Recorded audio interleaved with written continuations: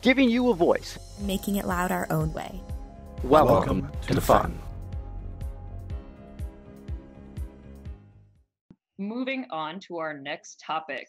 This one's a pretty awesome one. Where will FIRST be in 5 to 10 years from now? So FIRST ain't what it used to be. From its humble beginnings as a host, or hosting a single championship event in a gymnasium with corn on the field, to programs servicing thousands of students K through 12 around the globe with 2 championships. We've seen individual programs grow significantly and change for the better and the worse, which leads us to wonder, where will things be in the next 5 to 10 years? So if we think back to 5 years ago, which does not seem that long ago, but it was 2013, there were Frisbees flying all over the place, and FRC was still one championship, and New England wasn't even in districts at that point. So Meredith, we'll start off with you. What do you think is in store for FIRST? Because I know you've been involved with FIRST for a while. In the next 5 to 10 years from now, what do you hope to see happen? Something besides robots.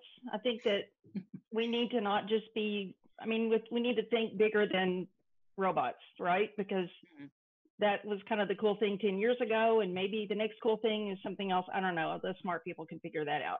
So I don't think we need to just like keep doing the same thing and just improving the same swerve drive. Sorry, but I think the international component is very interesting. And we went from US First to First Inspires and changed the name of the foundation. It's not really a foundation. Some people don't like that. Some of the older FIRST people kind of resent that whole thing a little bit.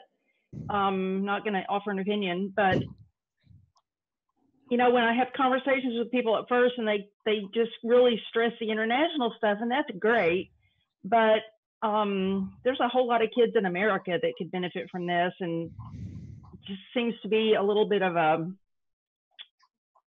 I don't know. I can't really say, you know what I'm saying? Yeah. That's the confusing part to me, is where we're going domestically versus, there's like one team in Vietnam. That's awesome, but that's a lot of money. And we don't address the currency exchange rate. Like those teams in China, I've been there 3 times and they're awesome. They are rich, because what we pay for a speed controller, it costs them like 10 times that.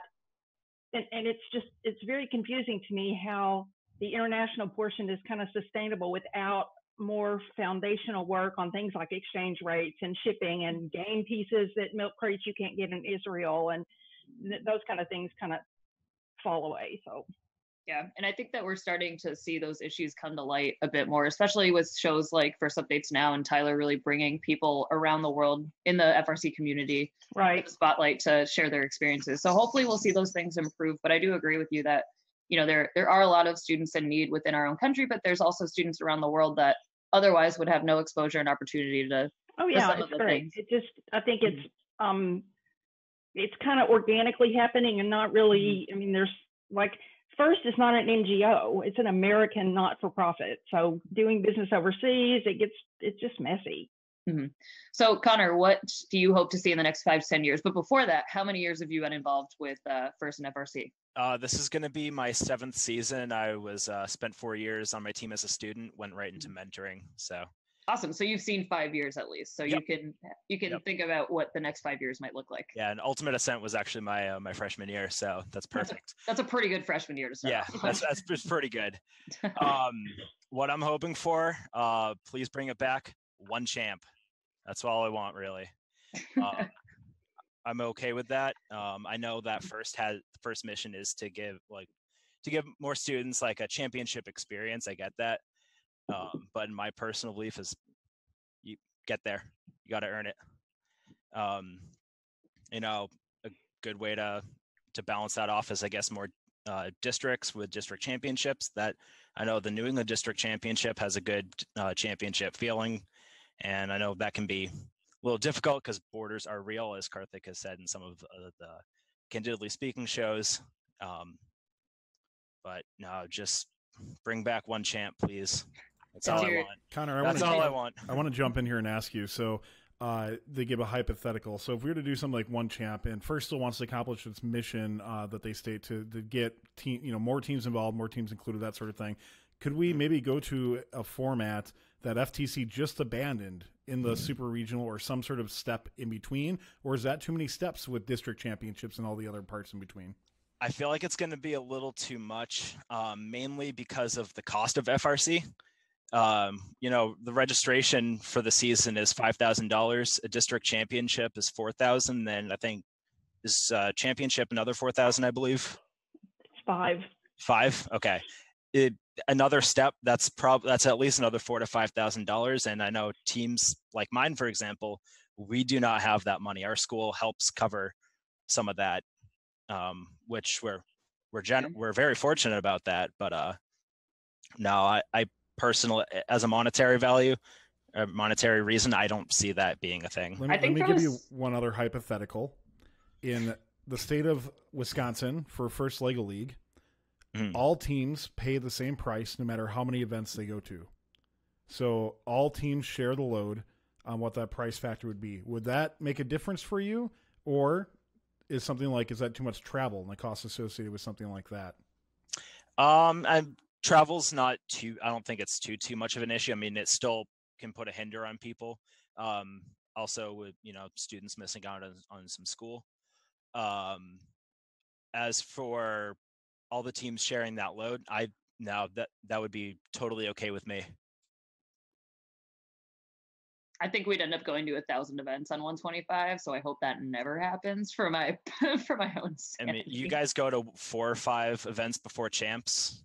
Yeah. That's why I was just thinking, like, if we went into the super regional model in FRC, logistically, it just wouldn't work. There aren't enough weeks unless we extended the FRC season like beyond April, like way beyond April. I don't think that you'd be able to cram enough events, including a super regional. The idea of it seems cool to me. But I don't know. Andy, what are your thoughts? So you've been around FRC in first for a long time. How many years have you been involved? This is coming up to be my 25th year in first. Whoa. Yeah. Whoa. 4 as a student, 21 as a mentor / volunteer.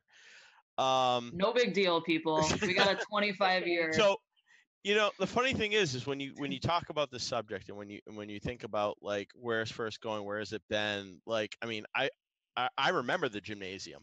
I remember the high school bands that used to play like the first year in the crowd, and I also I've seen it evolve. I've kind of like Meredith said, you see things and not everybody is as welcoming or whatever to certain things, and part of it is like, for instance, especially with the alumni, when you're an alumni of the event and you stay in it, you have a certain picture of what you feel works and what something that's extremely important to you, and you believe in it, and that is something that drives you in competition and in how you feel this competition should go forward. Now, first goes forward and they've changed the game, they've added themes, they've done all kinds of stuff over the course of years, and we just kind of run with it. And the thing is that things are there's always going to be changes, there's always going to be little things. I mean, we went and had 10 years ago, if you told me we were going to have 2 championships, I would have looked at you and said, and shake my head and said, no, that's not happening. It's a bubble, it's going to burst eventually, right? And that's the funny thing is I've always kind of said the first is like a bubble. It keeps getting bigger and bigger and bigger and bigger. And one day that the threshold for sustainability, you're going to reach that, and all of a sudden goes, and it's going to be, and all of a sudden it's going to get smaller, but it doesn't. So, and a lot of that is attributed to like the alumni and their willingness to carry the torch. It's also attributed to some great sponsors who've been there, and to very dedicated people at first and everything else. So it's like I would imagine we're going to see a very similar first in the next coming decade, and that but they're going to add in these little changes. They're going to try to make all the programs together. They're going to try to make it a more recognizable product and do various things with it. Yeah, I would definitely agree. I think one thing that I've enjoyed about seeing them this year, especially kind of integrate the themes together, is that it becomes a package. So this package can be integrated into like a school curriculum or like into a, I don't know, community after school program. And I think they're getting smarter about that. And like you were saying with the alumni and people that just genuinely care so much about this program and the benefits of it, those are the people that are going to keep driving the bubble to be bigger and bigger and bigger, and not burst. So I don't know. I'm excited to see where it goes in 5 years. Let's see. So we're gonna just quickly mention this person in chat whose name I'm trying to read. Kadashiku. So he or they want robotics as a nationally recognized varsity sport in schools. What are people's thoughts on this? No. In Arkansas, anyway, if you have a sport, big schools can only play big schools. Boys and girls can't be on a team together. That they have all these sports rules. Because I looked into this a few years ago to get the Arkansas Activities Association, whatever, and nope, it's just not possible in my state with the way the activity sports is defined. Other states, it's not a problem, but a lot of states like football states like Arkansas and Texas, it's hard. So maybe the hope for Arkansas would be moving to a state championship that is deeply rooted like within the state and the government instead of a varsity letter. Yeah, not looking for endorsement. I mean, teams do their letters and all that stuff, individual teams, and a lot of my teams aren't even associated with a school at all.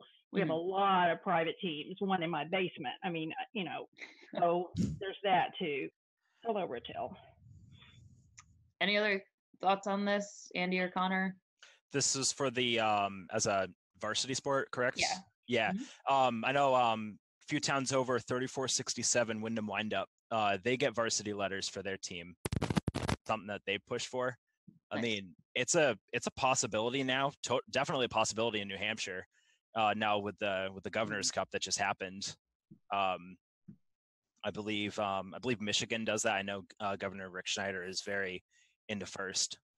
I think it's really just talking to your school district and also your state government as well. And the worst that happens is they say no. So it doesn't hurt to try. What about you, Andy? Do you wish you got a varsity letter when you were on 126? No, I don't really care. To be honest, the thing is that, first is different. It's definitely it's a different experience. It transcends sports in a way. And now a lot of people would disagree with that. It's obviously a competition. There's a lot to it, and a lot of people treat it, and we try to almost kind of look at it like a sport in many ways. But the thing is that the true experience of first isn't, at the competition per se. It's everything that happens beforehand. And I just, I don't want it to be just another sport.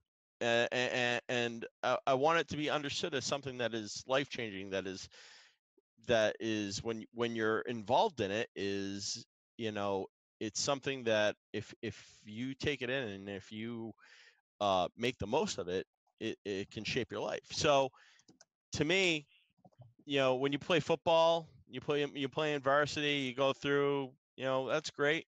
That's all good and fine. But in first, you get things like a job, personal life, so on and so forth. It's great. Absolutely. I would agree with you on that. Thank you to all of our co-executive producers, keeping fun loud, live, and independent. Pledge your support. Go to patreon.com/funfrc.